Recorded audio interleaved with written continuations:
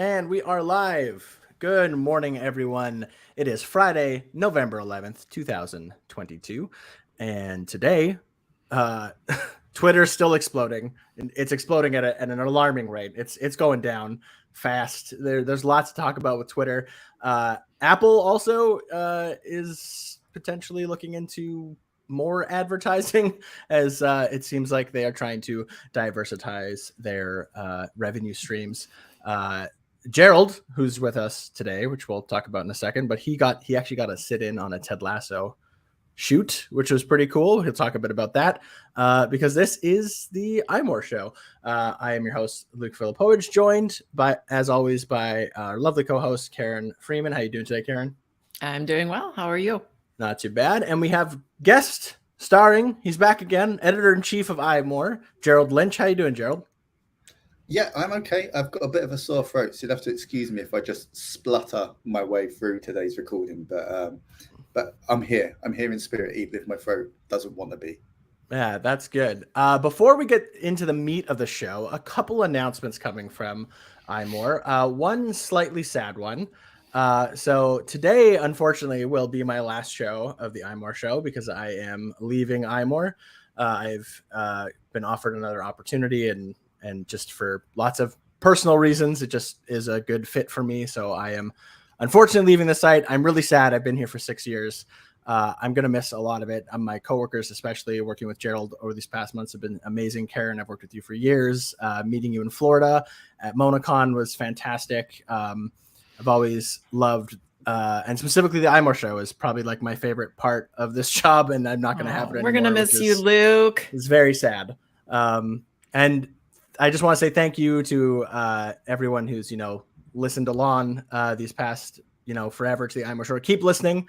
The iMore show is obviously going to keep going. We are going to take a quick little 2-week break, just a bit longer than we normally would. Normally we would take Black Friday off anyways because we're busy finding you guys the best deals on all the Apple products we can. But we're going to take a break the next 2 weeks. So the next show will be December 2nd. 2022. That's when the iMore show will be back. There'll be new hosts. I will be listening instead of hosting, but I am definitely going to stick around because I love the show and I love talking about Apple news, and that won't change regardless of where I am. So thank you everyone for being here. Yeah, we'll get into the show now. We don't need to belabor the point. Gerald, let's talk with you because you got a chance to go see a Ted Lasso live set. Yeah, live set, not a live recording. Right. This week, Apple invited me down to the West London Film Studios, which is actually in Richmond, like the show itself. Well, kind of near Richmond, that kind of direction, near where the show itself is set. So they're currently working on season 3, and while there wasn't any filming taking place at present moment that I was there, you've got all of the live sets are still up, right? So all of those locations from the show there, with some interesting kind of things that I can't talk about in terms of spoilers set around for series 3. But it was really interesting to go along and see what was going on down there. Yeah, I gotta say, first of all, jealous because although I was late to the bandwagon, I have now jumped on the Ted Lasso bandwagon, and I do love it. It's quite awesome. He's Bill Lawrence, who's the creator of the show and the showrunner, is probably my favorite showrunner of all time. He's made some of the best shows that I think, Scrubs. Scrubs is probably my all-time favorite sitcom. So really jealous that you got to kind of go check that out, and the fact that things that are going to happen now. Yeah, Gerald, didn't you meet one of the stars? Yes, we did. We got a chance to. So I'll give you a little bit of context as to what was happening on the day, so it kind of makes a bit more sense. So this week saw the Apple Arcade release of Football Manager 2023 Touch, which may not mean quite so much to you guys in the States and Canada, but Football Manager as a franchise I guess you guys would call it Soccer Manager, right? Over the pond. Football Manager Touch as a franchise is this huge game series in the UK and Europe, kind of in line with how big soccer is over here, right? So it's like a simulation game where you get to take your favorite team, you know, a la Ted Lasso, and take them from like the lowest tiers of the sport up to the stardoms of, you know, playing in like the Champions League and stuff like that. And you can tweak tactics and make your own signings and all of that kind of good stuff. It's a huge deal. So for Apple to have that as part of the arcade platform and part of the subscription this year is a real coup for them and that service. So they had the developers from Sports Interactive there talking about the game and bringing it to Apple Arcade. And with Series 3 of Ted Lasso currently underway filming, it all tied in nicely together to bring the kind of Apple TV Plus football stuff and our Apple Arcade football stuff together under one roof for the day. So that's why we were there. But that was also why there wasn't as much filming going on at the same time, because there's loads of journalists running around who are potentially going to spoil everything for everyone. How about Trent Krim, the Independent? Was he there? I'm kidding. No, Trent Krim, the Independent, was not there, but we had. So there was from Sports Interactive was their director, Miles Jacobson, and he held court in the AFC Richmond press conference room. So we sat there and kind of asked him questions about the game as if we were from the Independent on Ted Lasso, which Gerald is quite Lynch, funny. iMore. Yeah. But while the cast weren't like involved, they are in the area because they're filming. And quite a lot of them really like Football Manager. So just out of interest of having the Football Manager guys there, we had, I hope I get his pronunciation right, Tahib Jimo there, who plays Sam Obisanya in the show, come down and just like, I failed so many exams because I just used to sit up into the night playing Football Manager and like, so it's like really funny, like bringing these two like worlds together, and the Football Manager guys going, you know, that was basically homework for you because now you are a football player, right? Like in a weird way. So it's really fun. He as sweet in real life as he is on the show? He seemed really nice. He just wasn't there for like very such a long, warm, but super smiley, like very kind of like gracious and thanking of everyone's support for the show and stuff, and also just like totally like fawning over like the Football Manager guys and like how much he loved that game. Like, it's really nice. Those coding nerds must have been having their moment being fawned over by a big TV star. That's so funny. That's Gerald, awesome. just for some context, I'm curious, like how popular is Football Manager in terms of like I guess its main competition would be like FIFA? Like the FIFA game every year? Kind of, but they're kind of complementary because they're different sides of it, right? Right. If you think of FIFA as like the action side of the game, you know, like you're scoring all the goals. Football Manager is the tactical part of it, right? You're making all the plays, you're signing all the players. Like I mean, lots of people call it also like the world's most popular spreadsheet because you're also like assigning contracts, right? And how much person's going to get an appearance fee, and if they score a goal, they get extra. Who's got an injury this week? Have I got to make a substitution? You know, so it's like the real boring, right? Because like FIFA, that would be so popular. Well, because FIFA has like, you know, their general manager mode where you do kind of manage. It's nothing, but it's not. It doesn't sound like it's nearly as intense as this is. Nowhere near the depth. Like I have friends who, when they're like not fictional, but when the team that they are simulating being the manager of, when they have a cup tie, they'll put a suit on, like for like an important game to sit down. I can't believe that people do spreadsheets for fun. You know what it reminds me of is fantasy football, which is very popular here. It's exactly that. It's exactly that, but with like you know, a very like rich interface, and has that depth of like being able to go in and not just kind of like pick a draft of players, but also like have a relationship with those players, right? So like, because I know if some you people shout at a player, or if you like say, if you take a player off early from a game they're playing well in, their morale might go down and they might not play as well next week. It's like that kind of level of detail, you know. So it's really fun. So yeah, so those guys were there. But what that allowed us to do was, once we'd had a chat about the Apple Arcade stuff, because of being in the studio, we then got to walk through the sets. So we saw like the locker room, we saw Ted's office, we saw Rebecca's office. We went to the interior of like the Crown and Anchor pub. I think, is it the Crown and Anchor? I'm pretty sure it's called the Crown and Anchor. But the pub that everyone visits in the show. Yeah, it was really cool. And like that, you know, dotted around were like little details that would, I guess, be considered mild spoilers, which I won't go into. But what was really interesting was the fact that, Karen, you work on quite a lot of shows and films and stuff. What I found really interesting about the Ted Lasso set was, normally when you visit a set, and I've had the opportunity to do it for a few things over the years, like quite fortunately, but they tend to be half a room, right? So like there's like two walls and the ceiling's out, so there's lighting coming in, or you know, in the show someone walks through one door and then they come out in another room, but actually that room is on the other side of the city in a different studio, filmed on a different day, and that kind of thing. But the Ted Lasso facility actually felt like the real place.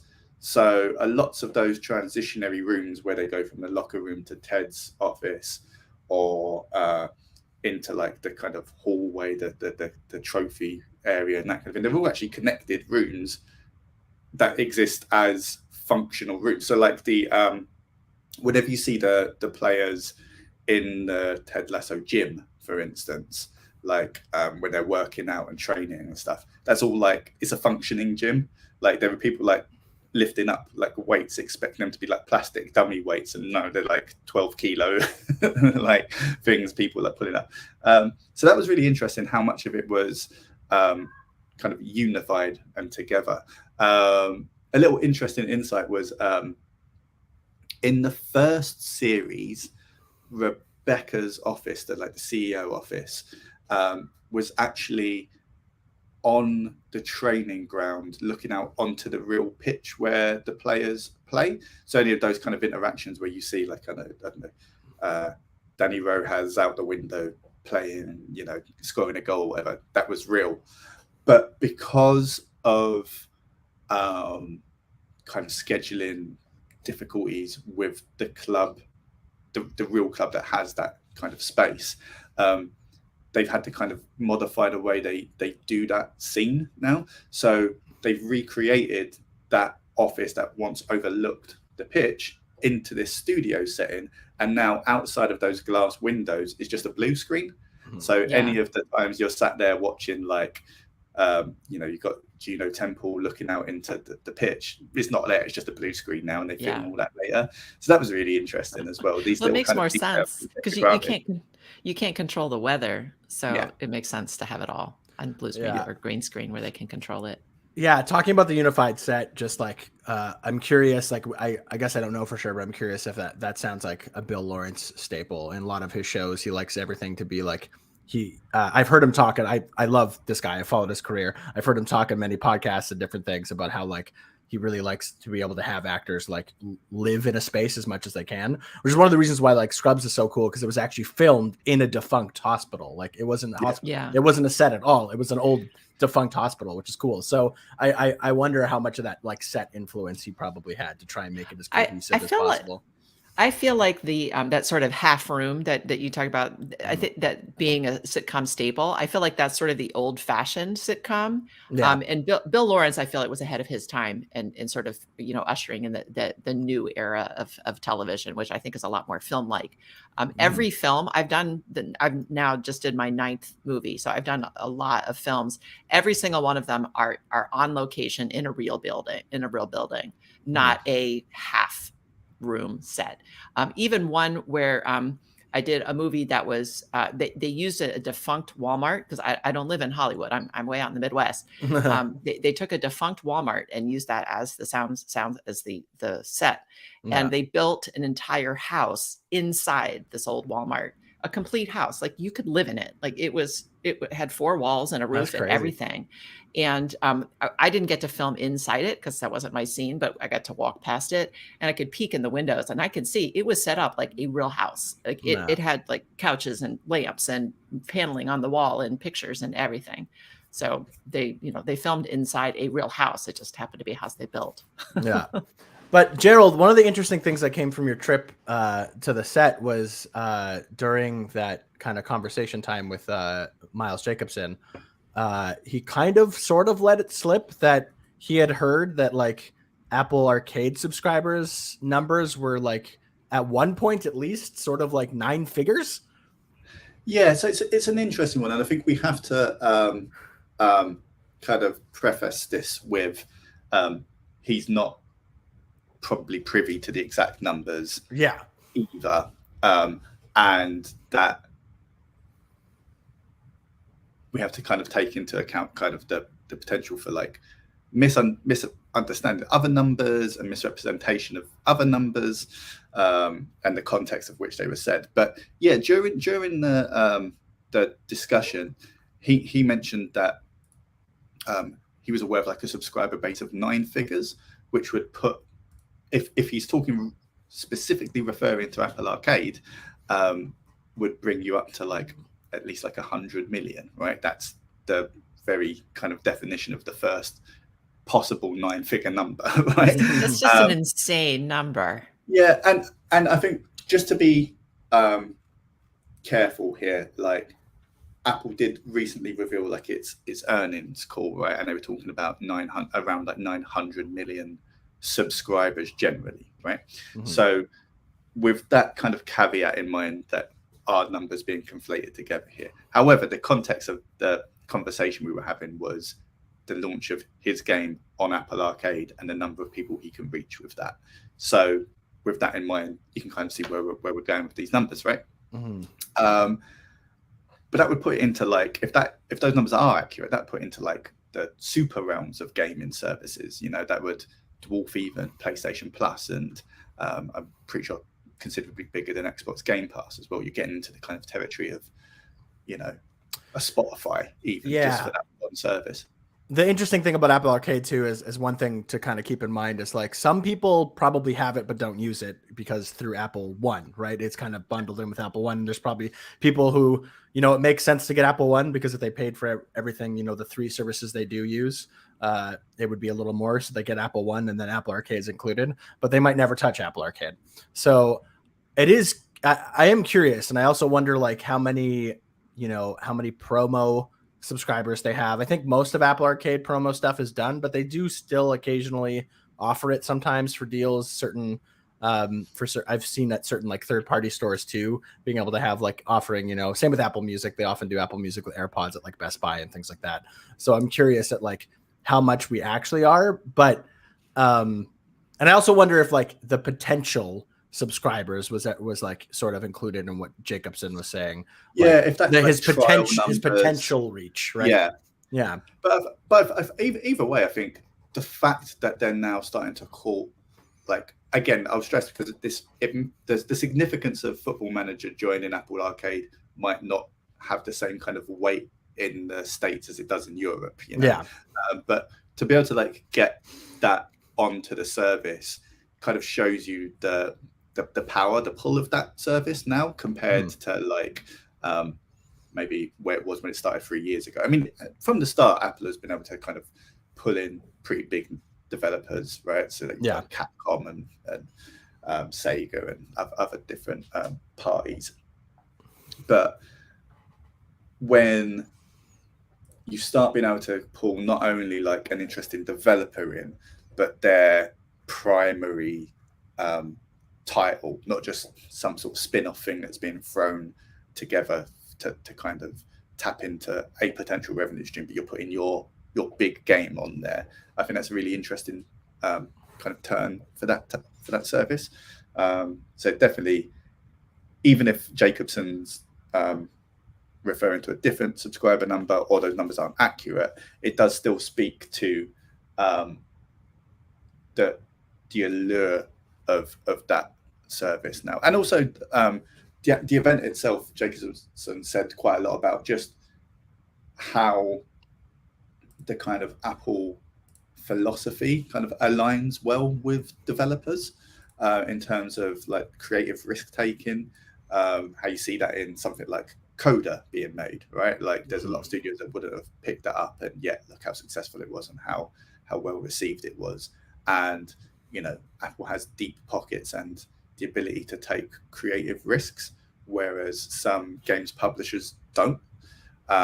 So you're able to do certain things with Apple Arcade or Apple TV Plus that you couldn't in other non-subscription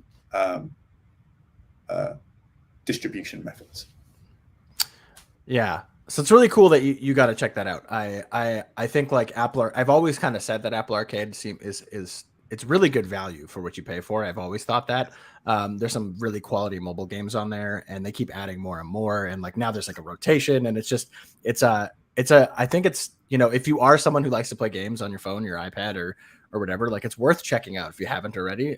Like give it a month, give it a free trial if you haven't done that yet, and see what's on there, because there's kind of like everything.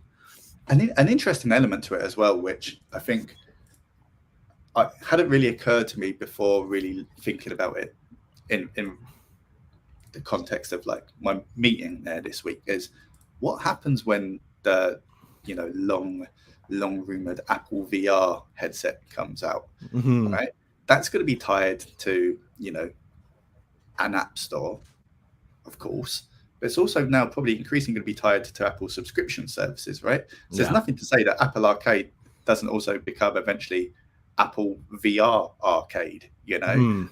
When you start getting like developers working on whatever that eventual rumored new hardware ends up being, and how that service could maybe start expanding beyond the devices that it's on already, right? So it's already on, you get it on your iPad, you get it on your iPhone, you get it on Mac, get it on Apple TV. Why wouldn't you be able to get some sort of semblance of added value by having, I don't know, 5 VR games as part of that package or whatever? I think, you know, one of the difficulties they have there is the idea that if you buy Apple Arcade subscription, all the games work across all the devices, and obviously VR headset is a very different form factor, which would mean that wouldn't be possible anymore. But you can start seeing how that branding could migrate to another device at least, you know, and you start building that up. So it's interesting. It can only get bigger, it feels. Yeah, totally. Speaking of gaming, shifting focus a little bit here, but Nintendo, which we all know has some mobile games and used to have its plan for mobile games has changed over the years. And now it feels like apparently with the Switch sales are stalling, and therefore Nintendo might shift its focus back to iPhone gaming. So you all may remember its first kind of big foray into that was Super Mario Run, which was an interesting sort of experiment on Nintendo's part, since it was like a flat fee. It was like a $10 game. And it was an endless runner kind of version of Super Mario. I always liked it. I thought it was good. And I'm usually a big fan over like paying for everything at once rather than doing like microtransactions. But as we know on the App Store and stuff, microtransactions and free-to-play models tend to be what makes actual money.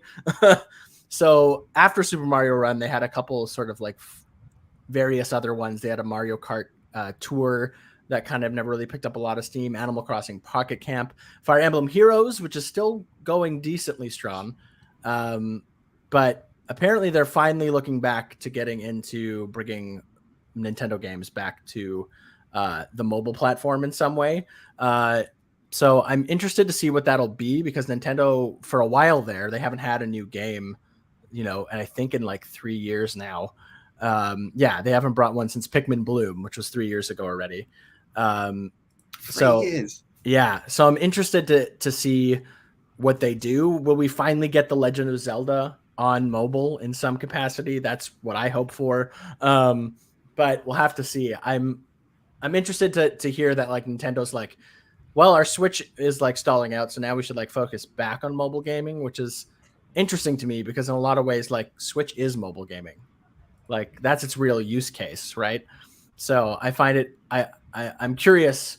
I'm curious what the differentiator there is. I guess honestly, what it is just there's a billion iPhones out there, and there's not a billion Switches. And I think it's monetization as well, right? It's about kind of the perception of those devices and their audience, right? Like someone described it really interestingly to me once, where if you buy, and this is to not like undermine Nintendo or its devices in any way. This is meant as like as a compliment. If you buy like a PlayStation, you're buying a games console. If you buy a Switch, you're buying a toy. Right? You're buying this kind of element, which is like it's just pure joy, right? You're not thinking about how much money you're spending on it. You're not thinking about microtransactions and all that sort of thing, right? You put it in a Mario cartridge, and that's going to give you a unadulterated 20 hours of fun, and you won't have to worry about, you know, whether or not it costs you $6 to buy a new moustache shape for him or whatever, right? Right. And your game won't be interrupted by a ping from work. Exactly. Well, but also likewise, it's not interrupted by the potential to hand it over to a child who then opens a web browser and ends up seeing something they shouldn't or whatever. Right? So it's a very contained experience, right?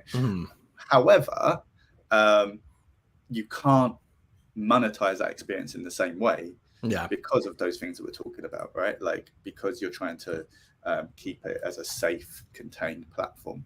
Whereas if you're on, you can make an iPhone game and, you know, dress Mario up in, I don't know, a mariachi costume or whatever and charge 99 cents for that.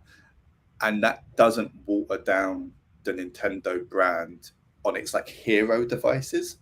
Like you keep it kind of almost like a church and state sort of situation, which is what they were doing with the other games, right? Like, so the Mario Kart game was kind of, well, I think one of the interesting things is that a lot of the games that did land through that Nintendo Apple partnership were kind of like looked on as like, oh, that was, you know, okay.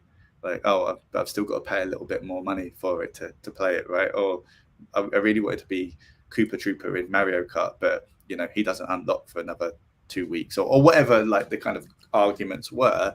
Yeah.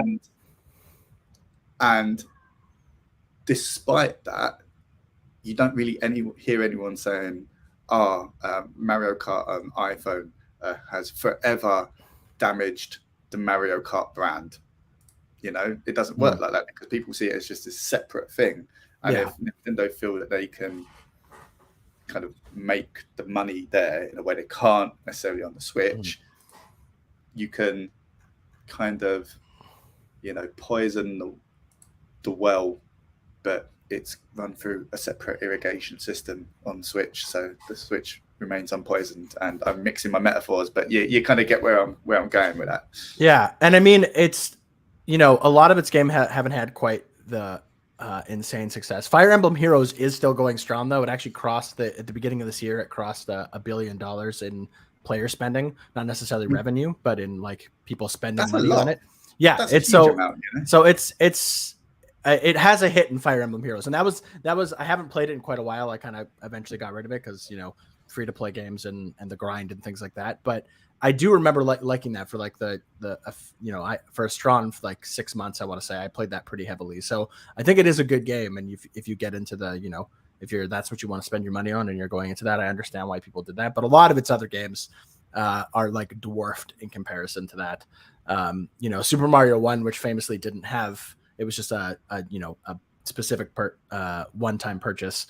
That's only at like 87 million player spending from that's earlier this year. So I'm interested to see, like, you have to assume Nintendo, if they're bringing more games to the mobile platform, it's going to be more like Fire Emblem Heroes, and they're going to try and find ways to diversify that and really make the whatever worked so well in that game kind of translated over to their other IPs. And that's really what Nintendo has going for it too, is like the IPs are so strong. They just kind of have to figure out how to implement them in a way that, you know, is enticing to people, rather than like, you know, they have to find that balance like every developer does. Although some don't. I think some never the thing there is that like Nintendo as like a brand is like such a household name.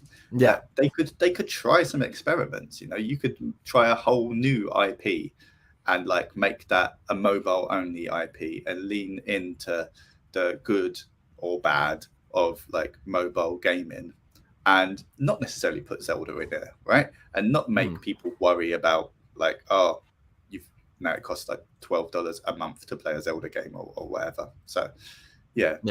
I'd like to see them be more creative with it. Yeah, and I mean they did try an original with Dragalia Lost, if I remember correctly. That was an original IP for mobile, and once again, kind of like mediocre results, not horrible, but nothing too substantial either. And I don't think that it had a lot of steam, kind of past its sort of initial sort of launch point, because all games obviously have like a big launch, and then you'll taper off within users and stuff over time, especially free to play games, as people either decide to stop spending money on them or they don't get updated as much as they should, or whatever reason. So interested to see what Nintendo will do. I've always thought that at the very least their games were well put together, like they're well polished. So I'm interested to see where it goes from that. Samsung, moving on. Samsung has it expects an Apple foldable competition apparently as early as 2024, but apparently it's not going to be an iPhone. It's going to be an iPad. And we've heard this rumor several sort of times, but now we kind of, Samsung executives are sort of tuning into this stuff, which is maybe potentially telling. And I'm still trying to figure out why an iPad before an iPhone, if that's actually Apple's plan. I don't know if I understand. I don't know if I understand the use case. I don't know if I get it. Like, and what does that mean by a foldable tablet? Are we talking about like it's tablet sized already when it's folded up and then it folds into even a bigger tablet? Or is it smaller than a tablet and then folds into like a normal iPhone? Like, I'm confused. I'm imagining like the iPad Pro, the 12.9 inch expanding into like a 26 inch. Oh my gosh. Right. That only runs iPad OS. Only runs iPad OS. I mean, it's the most beautiful stage manager experience. See, I'm picturing the opposite. I'm picturing a regular size iPad that's folded down into half, so you could stick it in a pocket potentially, right? And then pull it out to have a full. How is that not a foldable iPhone though? You mean why do the iPad first? Yeah, well, but I'm just saying, like, if that's truly what it is, if it is like a normal iPad then folded up and like, and so it's smaller and then it's kind of more pocketable. What isn't that the whole thing about foldable phones? Like, isn't that what foldable phones? Well, it would be much larger than a foldable. Like, yeah, say like double the size of a foldable phone. So when it's folded, it would be like even folded, it would be twice the size of a regular phone. You know, so it'd be like maybe the size of an iPad mini, but then you open it and it's the size of a full size iPad. Yeah, I would love to know like how many like foldable like Samsung devices are actually selling out there. I've seen a few, to be fair, more in the world than I thought I would. But like it feels like such an un-Apple thing to do, right? Like I don't think the average person is like crying out for a foldable phone. And when I talk about the average person, I'm talking about the average Apple customer, someone who's willing to spend a lot of money. I don't think people are really crying out for a foldable iPhone or foldable iPad.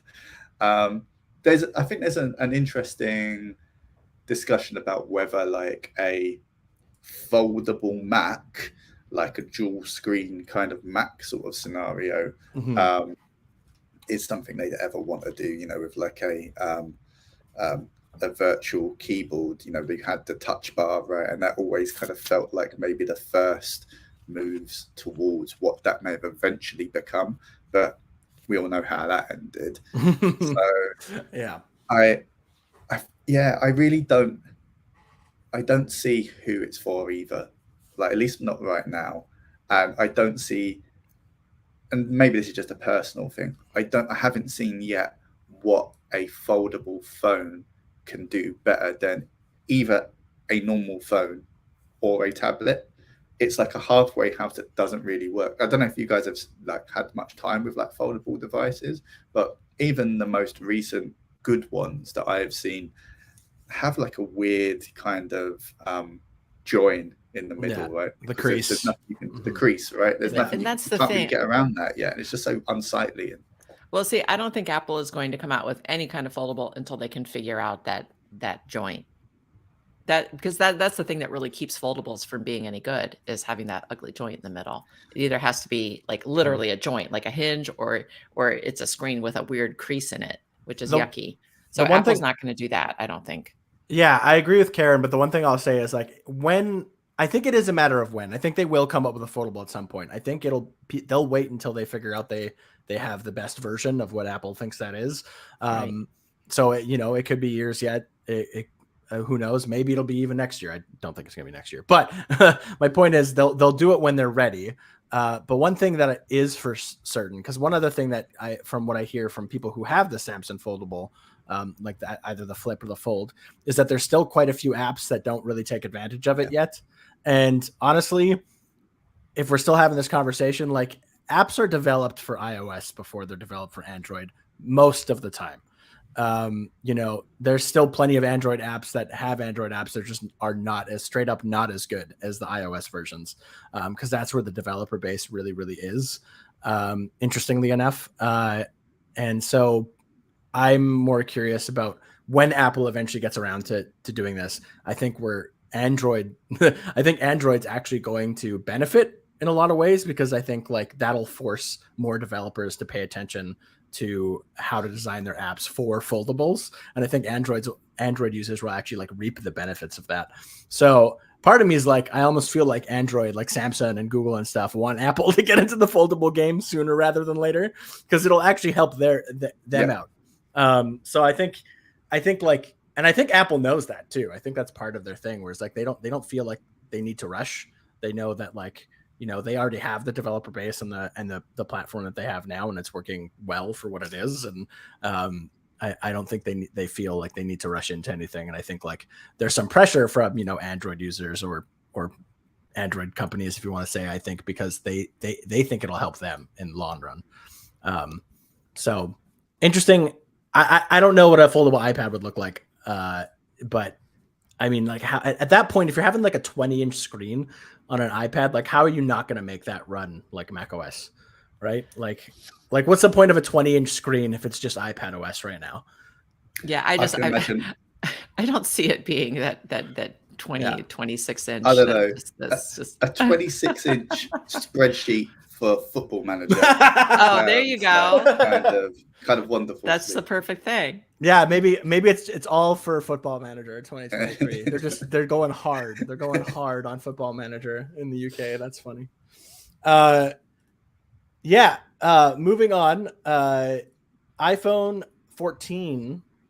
It seems that a study shows that iPhone 14 buyers are willing to pay extra for storage, which is kind of interesting, because I think that's one thing that we often criticize about Apple, is that their storage capacity in today's world is probably a little lackluster, and their storage upgrades tend to cost more than they should, I would say, on average.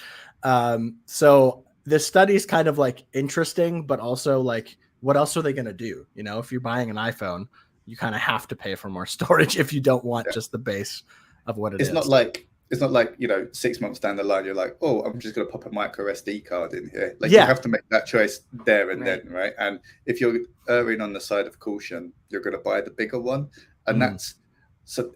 But it's a forced route, right? It's not like it's that their hands are tied. Like, you don't really have Sure, you have consumer choice over going for the lower entry level model or the bigger model, but it's not the same as having options as to how to get to that kind of extra additional storage space. So it still feels a bit mean, because the base level models, like, it's never enough storage, not with the size that apps are going to now. Like, you start downloading a few Netflix shows, You have a few Apple Arcade games on there. If you've been a long time kind of iPhone user and you're going from one device's backup to another device's backup, you're probably going to have multiple gigabytes of photos as well, whether or not you're using like iCloud to offload them.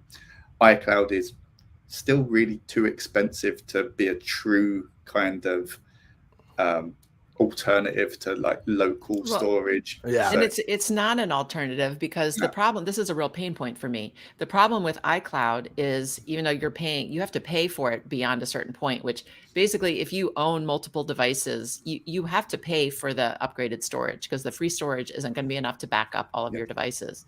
But it doesn't store anything beyond what's on your devices. So if you have 8,000 photos and videos, not only are you paying for the iCloud storage just to store what's on your phone, if you decide you want to delete them off your phone, they're also deleted from iCloud. So it's not a storage, iCloud is not a storage solution. So that forces you to just keep buying larger and larger capacity phones. And I don't like where this is going. I think that iCloud should still store photos that you delete off of your phone. It should be an option at least. So you end up having to pay yet another service to back up your photos. I mean, there are some free options out there, but I don't think they necessarily store your photos with their full size. So and the thing too is like people keep asking, and Apple keeps giving us better cameras in our phones that produce each photo much larger and each videos, especially if you have little videos, even little short videos, it's taking up a lot of space on your device. Keep that like live photo video away from my storage space. I can turn around and all of a sudden, like I've been out on a night out and just gigabytes gone to stupid pictures of my friends being drunk or something because now they're slightly animated as well. Like it's like not helpful. But if you look at like the 14 Pro and the Pro Raw image sizes, it's like crazy. I know. I have to keep that 48 megapixels turned off because my phone's going to run out of storage. 3 pictures and it's done. Like, and it takes away kind of what should be the appeal of using that format, because if you want to capture a beautiful fleeting moment in the best possible resolution that you possibly can,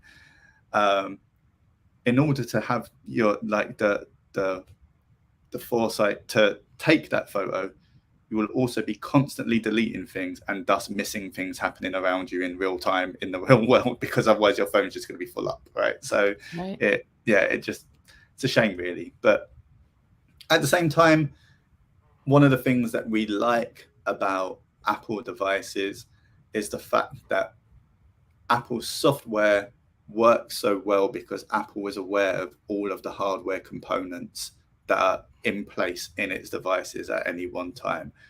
If you start going and putting in like a third party micro SD card into an iPhone slot, then who knows what storage speed you're getting, who knows what kind of quality of storage is on that card in terms of like corruption and stuff like that. So it's the deal with the devil you make when you decide to kind of invest in this platform, I suppose, or this ecosystem. Sorry. Yeah. I think for me it is the biggest thing that I've always wondered is like, you know, as you said, Karen, with like Apple seemingly to trying to push people to buy like higher storage capacities, and like the camera has a lot to do with that, because like you said, like taking, like you want to take a 4K like ProRes video on your 14 Pro, like you better have at least the second storage option, if not even higher, right? Because it's just gonna eat away at that so quickly. So unfortunately, the study's interesting in the fact that it's more like of a no duh kind of study. Okay, let's talk about the death of Twitter, because I think Twitter is dying. We'll get into that in just a second to kind of give you a very quick recap of everything that's happened at Twitter this week. So this week, Elon launched his $8 verification service, essentially. He revamped Twitter Blue. If you paid your $8 a month in the US here, you would get, or not here, but US, you would get, you get like half the amount of ads. Apparently, like priority, like search and retweets or something like that. There was what is it like? And then of course the verification badge. Very confusing. We immediately saw trolls and different people taking advantage of this, changing their name to various celebrities with a verification badge, started saying crazy things. Of course, it happened to Elon Musk because everyone's kind of dunking on Elon Musk right away. Immediately, Elon Musk was like, anyone who changes their name, somebody else is banned. Accounts started getting banned. Then after the verification, then they came out with a separate tool, which had this little official badge, which seemed to be on certain brands. So which was supposed to do what the original verification badge did, which is actually verify that the person is the person that they say that they are. So then we had two badges. Now Elon Musk killed that off, apparently. Now it's back. Just this morning, it's come back. On top of all this, there are questions over privacy and security that apparently could potentially end up with Elon Musk and Twitter getting sued by the FTC. A giant mass exodus of very high senior officials at Twitter since Elon Musk decreed that everyone come back into the office when Twitter has been remote for the past, I think, like 3 to 4 years. I think it was, or I guess because of the pandemic, I think maybe. So maybe like 3 years, 2 years. And there is just uproar. Twitter people are leaving left and right. Now Elon has said that bankruptcy is definitely an option for Twitter. I'm saying grab your Twitter data now if you have it, and maybe figure out what you're going to do, because I just don't see how Twitter survives this. It just seems like it's too chaotic at this point. I disagree with you. I think right now Twitter is a huge dumpster fire, but I think eventually, I think Elon Musk is going to get tired of this shiny toy pretty quickly, and I think he's going to dump Twitter. I think somebody else will take over and stabilize things, and it will be back. I just think people are too entrenched in Twitter to leave the platform now, and there's not a good alternative. Obviously, the younger generations despise Facebook, so that's not gonna come back in any big way. Instagram is, it's owned by Facebook, and it's pictures, so it's not the place for millennials to come with their pithy comments. And what else? Like Snapchat? That's just not. There's TikTok is just not the right kind of format for. It's just nothing like Twitter. And I know there's Mastodon now. I went and grabbed my same handle on Mastodon, but Mastodon, I don't know what's going on with that. There's like all these different. You have to choose your server, and it's like a whole mess. Mastodon is too. As of right now, Mastodon, it's too like user unfriendly to ever actually be like a new Twitter. Maybe they'll fix that with this influx of new people. It's not going to work.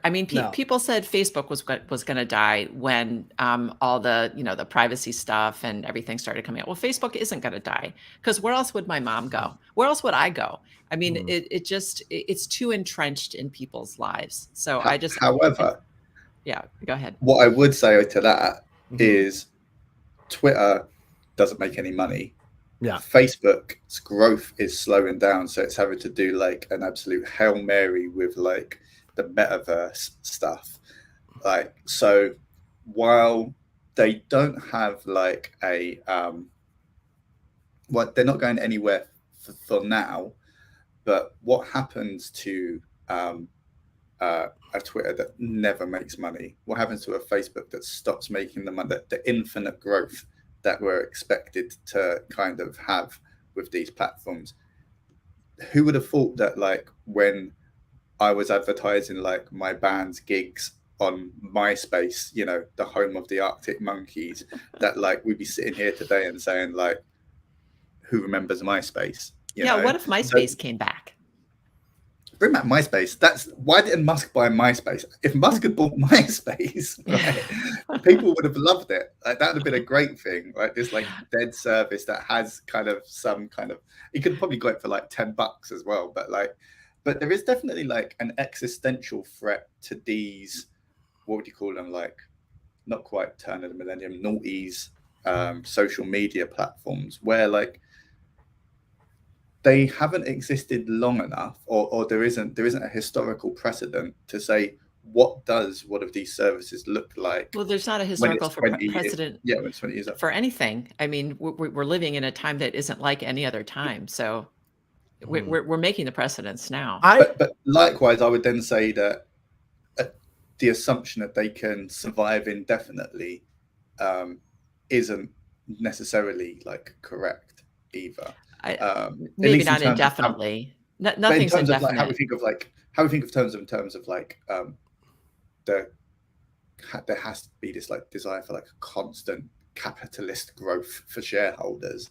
You know, maybe they'll get sold up for parts or get bought out by someone else or whatever. Yeah. But yeah, I mean, it's possible one of these companies could just shut their doors, but unless that happens, I don't see people leaving en masse unless there's a really good alternative, which there isn't at this point. Sure, people keep, like Annie said in the comments, people keep threatening. I've seen many of people I follow on Twitter threaten to leave, but I haven't seen any of them actually leave yet. They're still there and they're still tweeting. Yeah, I mean, I'm sort of the same way. I mean, I haven't threatened to leave. I've pretty much said that I don't want to leave. I don't want Twitter to die either. But like at this point, like they're bleeding people by like the minute. Like, and like not just people you can easily replace, which like you know, and they laid off half the people. Then apparently he was asking people to come back who he had just laid off. That was last week. And like it's a complete mess. I have a conspiracy theory that Elon Musk is actually purposely trying to kill Twitter. Like how in 2 weeks can you come in and just immediately obliterate everything that has been around for, you know, like at least 10 years? I don't know if he's purposely trying to kill it, but I honestly don't think he cares. It's just a shiny new toy he's playing with. And, you know, when you're playing with a shiny new toy, sometimes it gets boring and you leave it. And sometimes you break it and you're just like, oh, well, and you move on. And I just think that's how he feels about it. I just like, I don't know. Just to me, it's like unless like I understand that he wanted to come in. He had a big agenda of things he wanted to get accomplished. And like, that's part of Elon Musk's thing, his bravado, his ego and everything. And so you knew changes were probably going to happen relatively fast and whatnot. And not this fast, but like, this is insane. And like, now they're trying to like this morning, we've heard that they're trying to like stop people from subscribing to Twitter Blue because they're trying to figure out how to deal with everybody who, you know, is using it for spam reasons or bot accounts and various things. And like it just truly feels like he came into the office with a sink, as he literally did, and was like, all right, I'm here now. Let's just tear this thing down just for the heck of it. Like, this is his fun that he's having, is like just watching everything go to absolute, like, you know, into the chaos. Absolute dumpster, into absolute chaos. And like, I feel like it's intentional. I don't know if he's necessarily, I'm a little bit facetious when I say he's intentionally killing it, but like, he definitely intentionally is like screwing it up for sure. I don't know what he wants to come out of the other side of this with. Maybe nothing. Maybe you're right. Maybe he's going to try and get rid of it. But at this point, who's going to buy Twitter right now? Like, if he's trying to like actually sell it or anything, first of all, who's going to? And even if they do, they're going to buy it for pennies on the dollar of what he actually paid for that would be the reason to buy it, would be to get it on sale. I guess, yeah. But like, I don't know. Low, sell high. This whole thing has just like, it just reeks of like some sort of intent has to be behind it, and it might be somewhat nefarious in my opinion. I don't think that's just me. I disagree. I think he's just enough of a megalomaniac that he thinks that things will just bend to his will, and that he can come in and shake things up, and somehow magically that's going to make things better. And he's just in way over his head. Maybe. I will say this though, like there is, like, I've been looking for one, not because I specifically want to leave, and I won't leave until Twitter actually legitimately shuts down, I think, but like, if that ever happens, but there really is no alternative for what it is.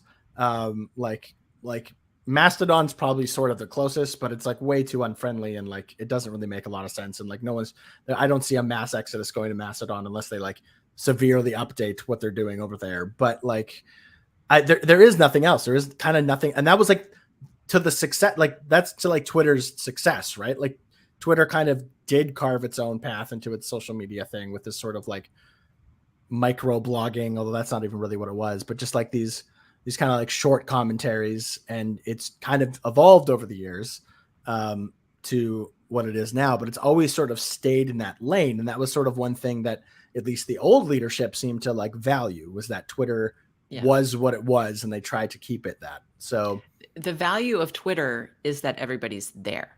Like, if you meet somebody in the real world, you can find them on Twitter, at least within a certain age group, of course. I was going to say older age group, you'll find them on Facebook. Yeah. So the value of the platform is the people on the platform. So if somebody comes out with some new product like Mastodon, for example, but there are others that are, I'm sure, out there as well. The problem is that everybody's not there. So what difference, even if it's a really good platform, if you don't have the entire population of the world on there, then who cares? What's the good of it?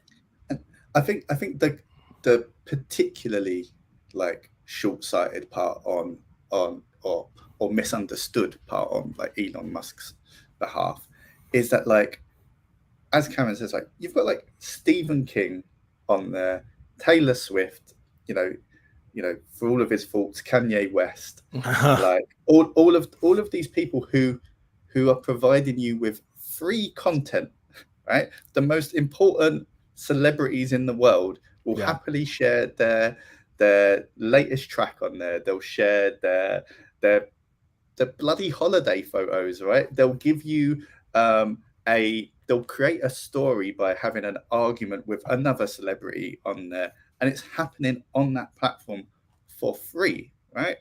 If you start, like, why are you going to nickel and dime Stephen King or Kim Kardashian when there are so many platforms that would, I mean, can you imagine if we could just get like Stephen King to write 4 sentences on iMore today, for free? Right. I'd be like, yes, please, Mr. King, come along, write whatever you want, right? Right. Like, but these people are doing like stream of consciousness, like, behind the curtain kind of interactions with people, the sort of stuff that any other platform, including Facebook, really, in the past would only have dreamed of being able to have that kind of connection between normies and celebrity. And yet it's the celebrities that he's going after to kind of, or like the people with what's the word I'm looking for, not authority, a sense of presence that he's trying to monetize. And it's like, no, you're completely missing the point here. Like, really, charge me, Mr. Normal Person, for access to Taylor Swift. Or frankly, the other way around. Or frankly, more ads. I mean, not that I want more ads on the platform. Nobody does, but if you add more ads, and then you can make people pay in tiers to remove ads, and just nothing else. People would pay just for that. But yet it remains free for people that don't mind looking at the ads. I don't know. It just seems like there are other ways to make money other than like all the ridiculous things that he's going through, experimenting with. I don't know. I gotta say, at the beginning of this, like when it first started happening, I was like, okay, there's going to be a time of turmoil and it's going to be a little crazy, but it'll calm down and it'll be fine. But like, I've very quickly gone to like, I don't know if it's going to be fine, everybody. I'm a little worried. And like, Twitter is honestly like pretty much the only social media I really use or actively participate in. I scroll TikTok. I don't make TikToks, but I scroll TikTok. I scroll Instagram on occasion. I don't really post there anymore. I literally don't post on Facebook anymore. It's just for Messenger to like keep in contact with some family members and stuff. Twitter's the only place I actually like use my social media presence to like have fun and have conversations and, tweet about Apple, but tweet about hockey because I like that and sort of my different interests. And like, I'm kind of sad if it does go away. Like I'm worried about losing it. Like it'll be a part of my social circle that I won't have anymore. So I'm really hoping it doesn't die, but like I'm getting more nervous by the day, to be honest. It says a lot though as well about the way we interact with the world now as well. Like you're worried about losing access to a social circle from a multinational, well, not multinational I suppose, but from a multifaceted company, a multifaceted tech company who are the gatekeepers of your ability to communicate with people, and the way that we've kind of decentralized our own friendships, and our ability to control them on the one hand, they've given us the ability to make them halfway around the world, but you hear a lot about mental health and loneliness and stuff like that. And I think part of that is because we've given the power and the control of those relationships over to platforms that we have no control over. So I mean, maybe carrier pigeons, bring them back. Like that, yeah, deep thoughts with Gerald Lynch. We could do a whole show on the effects of tech on mental health and community and friendships and all of that. But unfortunately for this show, we are out of time. Just a quick reminder to everybody at the top of the show, we announced this, but I am leaving. This is my last time here. I'm very sad. I love you all. Thank you so much for listening. Keep listening. The iMore Show is going to take a quick little break just for 2 weeks. We will be back, or they will be back, I should say, on December 2nd, 2022. And there'll be a bunch of, there'll be some new stuff. There'll be some new hosts, I'm sure. Some more guests and things like that. It'll continue to be good. I will be an avid listener from now on, although I will not be a host. And just also a quick reminder that on December 30th, Friday, December 30th, iMore will be on its holiday break around the holidays, so there won't be an episode then either. So just keep that in mind for our listeners. As always, thank you so much for following along. You can always hit up any of our hosts on Twitter. We have our Twitter handles in the description as well as on screen here right now. If Twitter is still around, obviously, but feel free to ask us questions or ping at us, give us topics you want to hear discussed maybe in a couple weeks. You can keep following me on Twitter if you want to keep up with me as as Twitter burns to the ground. That's fine. Thank you so much to anyone who's listening live. We always appreciate that. And anyone who's listening in their podcatcher of choice, thank you so much to be on this journey with us. We're excited to, the whole iMore team here is excited for more things. Gerald has something to say.